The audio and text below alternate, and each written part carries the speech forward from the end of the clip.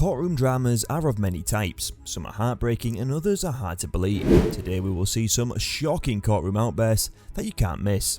Delroy Greenman faces petite theft charges with a $250 bond for stealing away things from a supermarket. Delroy seems to be so normal.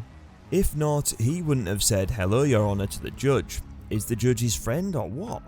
Even though he played cool initially, he lost it once he heard about the court order to raise his charges from a misdemeanor to a felony. We can see Delroy shouting abusive words against the judge. Though two cops are trying to lock him up and control his mouth, they can't. By the time Delroy has finished whatever he intended to say, for his outburst in court, Delroy's charges were increased from $250 to $1,000. Antonio Rosales is a brutal rapist who kidnapped and raped a 10-year-old girl. He was arrested with kidnapping, murder attempt and sexual abuse charges, so it was the last trial of Antonio Rosales, and the assistant state attorney was preparing the closing argument. But something unexpected happens there. Rosales got triggered by the continuous mention of him as a child abuser, and he started showing his rage by hitting the monitor in front of him with its keyboard. "She doesn't know what I did to that woman," says Antonio Rosales. Then we see him standing up to attack the assistant state attorney, but two police officers catch him and slam him to the floor. We can see that assistant and the judge are moving out of the room, but Rosales is not done with fighting yet. He was taken out of the room with the help of 3 more cops, and during the next trial Rosales received the punishment of 3 life sentences.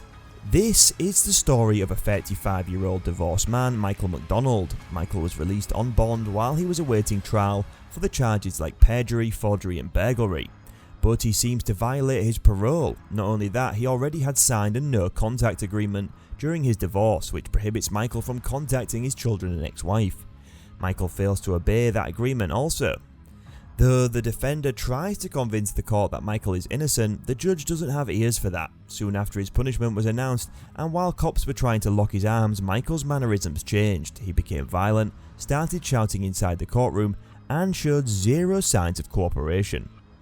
Have you ever seen any convicts attacking the judge during the trial? Definitely one with a normal mind will not have the guts for that. Let's see this story of a divorced couple and find out who isn't normal. So the ex-husband filed the case against his ex-wife for domestic violence, and the judge asked him to explain the cause of the complaint. While explaining the scenario, the ex-wife started to interrupt and didn't even want to stop, even though the judge demanded not to interrupt.